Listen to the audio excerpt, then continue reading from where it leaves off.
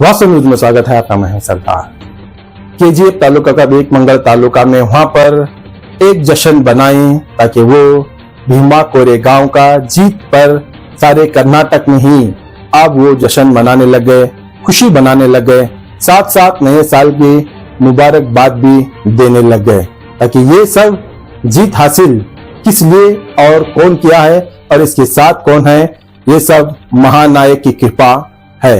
ताकि इसीलिए भीमा कोरेगांव की जीत की जश्न आज उन्हीं महानायक के नाम से जाना जाता है ताकि आज उन्हीं की बदौलत से ये जीत हासिल हो गई। ताकि सारे कर्नाटक में अब ये जश्न तो मनाने लग गए हैं ताकि इस जश्न में सभी लोग मिलकर अब यही कहने लग गए हैं, पहले तो सबसे पहले भीमा कोरेगांव की जीत का जश्न का सबको मुबारक और उसके बाद नया साल का मुबारकबाद दी। अब तो बाबा साहब भीमराव अंबेडकर इतना बड़ा संविधान लिखकर हमारे देश के लिए इतना एक बड़ा परंपरा बनाई है, सबके लिए उतना ही है जितना इस देश में सबके लिए संविधान उतना ही है और सबका बराबर है। अब यहाँ पर तो सब तो बनाते हैं मगर कुछ लोग यहाँ पर ऐसा हो गए हैं, मगर ये जानना है, ये पहचान कर दिखाना है ताकि महानायक हमारे देश के लिए क्या किया और क्या नहीं किया, इस संविधान के लिए कितनी तकलीफें उठाई और कितनी मुसीबतें उठाई, ना जाने इस संविधान में लिखकर अब ये जो कानून जो पालन का जो उद्घाटन होता है, जो बुक उद्घाटन होता है, उस पर ना जाने किस किस महानायक का अब यहाँ पर कहते हैं तो ये की होता है नायक महानायक बाबा साहब भीमराव अंबेडकर। अब इस जीत पर क्या कहते हैं देखेंगे, आइए एक रिपोर्ट में।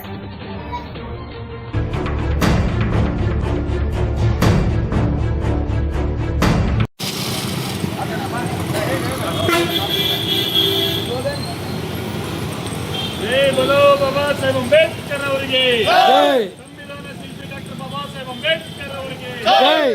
ಭೀಮ ಕೊರೆಗಾಂವ್ ವಿಜಯ ಪತಾಕೆಯನ್ನು ಹಾರಿಸಿದ ಮಹಾನ್ ಸೈನಿಕರಿಗೆ ಜೈ। ಜೈ ಜೈ ಜೈ ಜೈ ಜೈ ಭೀಮ್, ಜೈ ಭೀಮ್, ಜೈ ಭೀಮ್, ಜೈ ಜೈ ಜೈ ಜೈ ಜೈ ಭೀಮ್, ಜೈ ಭೀಮ್, ಜೈ ಭೀಮ್।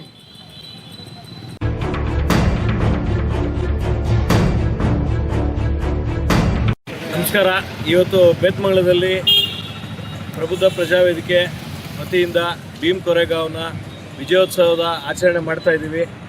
ಎಲ್ಲರಿಗೂ ಕೊರೆಗಾಂವ್ನ 208ನೇ ವರ್ಷದ ವಿಜಯೋತ್ಸವದ ಶುಭಾಶಯಗಳು ಹೇಳಕ್ಕೆ ಇಚ್ಛೆಪಡ್ತೀವಿ। ಹಾಗೂ ಇವತ್ತು ಬೇತಮಂಗಲದಲ್ಲಿ ಅಂಬೇಡ್ಕರ್ಗೆ ಮಾಲಾರ್ಪಣೆ ಮಾಡುವ ಮೂಲಕ ಕೊರೆಗಾಂವ್ನ ಶುಭಾಶಯಗಳು ಎಲ್ಲರಿಗೂ ಹೇಳಲು ಇಚ್ಛಿಸುತ್ತೇವೆ। ಧನ್ಯವಾದ।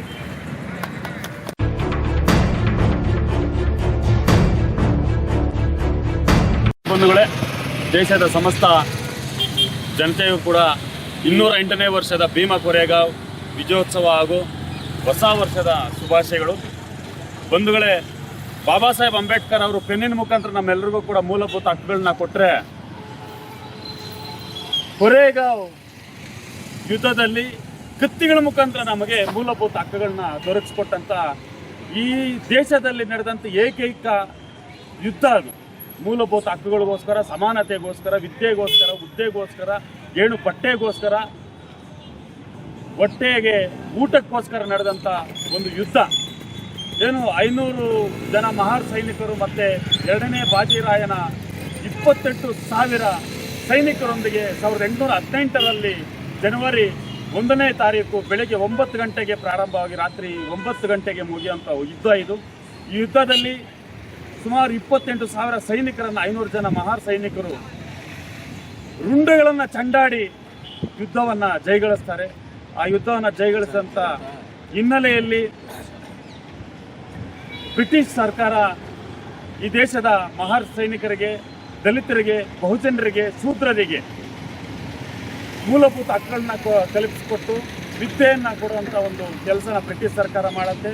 ಆ ಬ್ರಿಟಿಷ್ ಸರ್ಕಾರದಲ್ಲಿ ನಮ್ಮ ಈ ದೇಶದ ಮೊಟ್ಟ ಮೊದಲ ಮಹಿಳಾ ಶಿಕ್ಷಕಿಯಾದಂಥ ಸಾವಿತ್ರಿಬಾಯಿ ಫುಲೆ ಅವರು ವಿದ್ಯೆಯನ್ನು ಪಡೀತಾರೆ। ಬಾಬಾ ಸಾಹೇಬ್ ಅಂಬೇಡ್ಕರ್ ಅವರ ತಂದೆ ರಾಮ್ಜಿ ಸಕ್ಪಾಲ್ ಅವರು ವಿದ್ಯೆಯನ್ನು ಪಡ್ಕೊಳ್ತಾರೆ।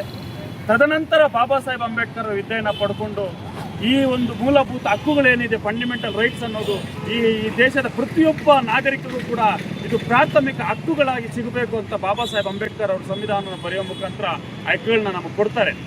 ಸೊ ನಾವು ಈ ದೇಶದ ಚರಿತ್ರೆಯಲ್ಲಿ ನೋಡೋಕೆ ಹೋದರೆ ಪುರಾಣ ಕಥೆಗಳಲ್ಲಿ ನೋಡೋಕೆ ಹೋದರೆ ಹೆಣ್ಣಿಗೋಸ್ಕರ ಯುದ್ಧ ನಡೆದಿದೆ, ಭೂಮಿಗೋಸ್ಕರ ಯುದ್ಧ ನಡೆದಿದೆ, ಆಸ್ತಿ ಅಂತಸ್ತುಗಳಿಗೋಸ್ಕರ ಯುದ್ಧ ನಡೆದಿದೆ.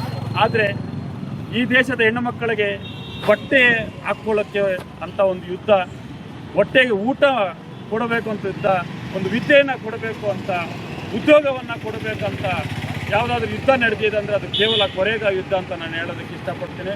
ಅಂಥ ಇತಿಹಾಸವುಳ್ಳಂಥ ಯುದ್ಧ ಈ ನಮ್ಮ ದೇಶದ ಚರಿತ್ರೆ ಪುಟಗಳಲ್ಲಿ ದಾಖಲಾಗಿರೋದು ನಿಜಕ್ಕೂ ಕೂಡ ನಾವೆಲ್ಲರೂ ಕೂಡ ಹೆಮ್ಮೆ ಪಡಬೇಕಾಗಿರೋಂಥ ವಿಚಾರ. ಈ ಒಂದು ವಿಜಯ ಸ್ತಂಭವನ್ನು ನೋಡಲು ಡಾಕ್ಟರ್ ಬಾಬಾ ಸಾಹೇಬ್ ಅಂಬೇಡ್ಕರ್ ಅವರು ಪ್ರಪಂಚದ ಯಾವುದೇ ಮೂಲೆಯಲ್ಲಿದ್ದರೂ ಕೂಡ ಪ್ರತಿ ವರ್ಷ ಜನವರಿ 1ನೇ ತಾರೀಕು ಭೀಮಾ ಕೋರೆಗಾಂವ್, ಏನು ಪೂನಾನಲ್ಲಿರುವಂಥ ಭೀಮಾ ಕೋರೆಗಾಂವ್ ವಿಜಯ ಸ್ತಂಭವನ್ನು ದರ್ಶನ ಮಾಡಿಕೊಂಡು ಆ ಯುದ್ಧದಲ್ಲಿ ಮರಣ ಹೊಂದಿದಂಥ 22 ಸೈನಿಕರಿಗೆ ನಮನಗಳನ್ನು ಸಲ್ಲಿಸಿ ಆ ಯುದ್ಧದಲ್ಲಿ ಪಾಲ್ಗೊಂಡಂಥ ಉಳಿದಂಥ ಎಲ್ಲ ಏನು 500 ಜನ ಮಹಾರ್ ಸೈನಿಕರಿಗೆ ಧನ್ಯವಾದಗಳನ್ನ ತಿಳಿಸಿ ಬರ್ತಾಯಿದ್ರು. ಅದೇ ನಿಟ್ಟಿನಲ್ಲಿ ಇವತ್ತು ಲಕ್ಷಾಂತರ ಕೋಟ್ಯಾಂತರ ಸಂಖ್ಯೆಯಲ್ಲಿ ಇವತ್ತು ಪೂನಾಗೆ ಭೀಮಾ ಕೋರೆಗಾಂವ್ಗೆ ನಮ್ಮ ಬಂಧುಗಳೆಲ್ಲರೂ ಕೂಡ ತೆರಳ್ತಾ ಇದ್ದಾರೆ. ಆದರೆ ನಾವು ಪ್ರತಿ ವರ್ಷ ಕೂಡ ಇಲ್ಲಿ ಭೀಮಾ ಕೋರೆಗಾಂವ್ ಬಗ್ಗೆ ಒಂದಷ್ಟು ಜನರಿಗೆ ಮಾಹಿತಿ ಕೊಡ್ತಾ ಇಲ್ಲೇ ನಾವು ಆಚರಣೆಯನ್ನು ಮಾಡ್ತಾ ಇದ್ದೇವೆ. ಮತ್ತೊಮ್ಮೆ ತಮ್ಮೆಲ್ಲರಿಗೂ ಕೂಡ ಭೀಮಾ ಕೋರೆಗಾಂವ್ ವಿಜಯೋತ್ಸವ ಶುಭಾಶಯಗಳನ್ನ ಹೇಳ್ತಾ ನಾನು ಮಾತಿಗೆ ವಿರಾಮವನ್ನು ಹೇಳ್ತಿದ್ದೇನೆ. ಜೈ ಭೀಮ್, ಜೈ ಪ್ರಬುದ್ಧ ಭಾರತ.